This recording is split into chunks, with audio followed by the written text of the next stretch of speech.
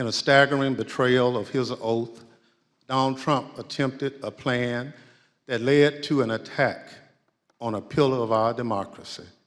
It's still hard to believe. Exactly how did one man cause all of this? Today, we will focus on President Trump's state of mind, his intent, his motivations, and how he spurred others to do his bidding. A key lesson of this investigation is this: our institutions only hold when men and women of good faith make them hold, regardless of the political cost. At times, President Trump acknowledged the reality of his loss. Although he publicly claimed that he had won the election, privately he admitted that Joe Biden would take over as president. So we're in the Oval and there's a discussion going on. And the president says, I think it could have been Pompeo, but he says words to the effect of, yeah, we lost, we need to let that issue go to the next guy, meaning President Biden. I remember maybe a week after the election was called, I popped into the Oval just to give the president the headlines and see how he was doing. And he was looking at the TV and he said, "Can you believe I lost to this effing guy?" A newly obtained Secret Service message from that day shows how angry President Trump was about the outcome. Quote, "Just FYI, POTUS is pissed. Breaking news, Supreme Court denied his lawsuit. He is livid now." The president was fired up about the Supreme Court decision. So he had said something to the effect of, "I don't want people to know we lost, Mark. This is embarrassing. Figure it out. We need to figure it out. I don't want people to know that we lost." Right before the election, here's Roger Stone talking about what President Trump would do after the election. Let's just hope we're celebrating. I really do suspect it'll still be up in the air. But when that happens, the key thing to do is to claim victory. Possession is 9/10 of the law. No, we won. Fuck you. Sorry, over. We won. Yeah. You're wrong. Fuck you. Steve Bannon, a former Trump chief White House strategist and outside advisor to President Trump, spoke to a group of his associates from China and said this. And what Trump's going to do is just declare victory, right? He's going to declare victory. But that doesn't mean he's the winner. He's just going to say he's the winner. The Democrats, more of our people vote early that count. Theirs voted mail.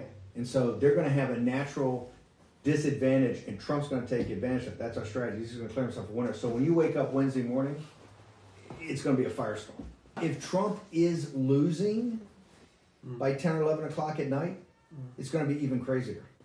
No, because he's going to sit right there and say they stole it. Agree. I'm directing the Attorney General to shut down all ballot places in all 50 states. It's going to be no. He's not going out easy. If Biden's winning, Trump is going to do some crazy shit. Now, on election night, Donald Trump's advisors specifically told him he didn't have a factual basis to declare victory. He should wait for the remaining ballots to be counted.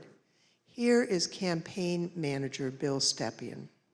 It was far too early to be making any calls like that.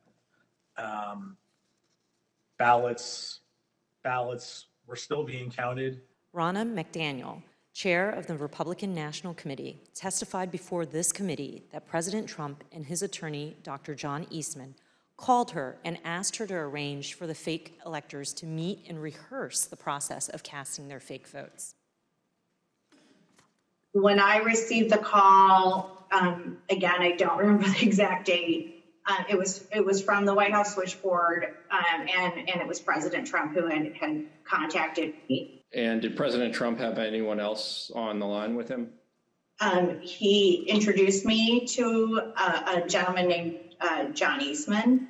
Essentially, he turned the call over to Mr. Eastman, who then proceeded to talk about the importance of the RNC helping the campaign gather these contingent electors in case any of the legal challenges that were ongoing changed the result of any of the states. Deputy Secretary of Defense David Norquist had warned about the potential that the Capitol would be the target of the attack. Here's General Mark Milley, who was also present for this call, describing Deputy Secretary Norquist's warning. So during these calls, I only remember it in hindsight because he was almost like clerk. Norquist says during one of these calls, the greatest threat is a direct assault on the Capitol. I'll never forget it. With the heading, "Armed and Ready, Mr. President," according to the intelligence, multiple users online were targeting members of Congress, instructing others to march into the chambers on January 6th and make sure they know who to fear. According to the source of the tip, the Proud Boys plan to march armed into D.C. They think that they will have a large enough group to march into D.C. armed, the source reported, and will outnumber the police so they can't be stopped.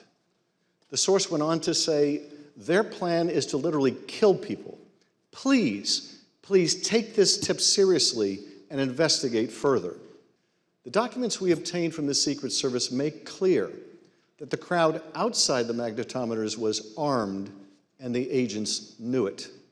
What you're about to see is previously unseen footage of congressional leaders, both Republicans and Democrats, as they were taken to a secure location during the riot. We have got to finish the proceedings, or else they will have a complete victory. Senator Schumer is at a secure location, and they're locked down in the Senate. I'm going to call up the effing Secretary of DOD. We have some senators who are still in their hideaways. They need massive personnel now. Can you get the Maryland National Guard to come too? Governor, I don't know if you have been approached about the Virginia National Guard. Mr. Hoyer was speaking to Governor Hogan, but I still think you probably need the okay of the federal government in order to come into another jurisdiction. This cannot be just we're waiting for so-and-so. We need them there now, whoever you got. You also have troops. This is Steny Hoyer. Troops. Okay, so we have a little bit of time to make that decision. Andrews Air Force Base. All right. Other military bases. Thank you. We Thanks, need Paul. active duty National Guard. We have left no doubt, none, that Donald Trump led an effort to upend American democracy that directly resulted in the violence of January 6th. So it is our obligation to seek Donald Trump's testimony. There's precedent in American history for Congress to compel the testimony of a president. We also recognize that a subpoena to a former president is a serious and extraordinary action. That's why we want to take this step in full view of the American people, especially because the subject matter at issue is so important to the American people and the stakes are so high for our future and our democracy.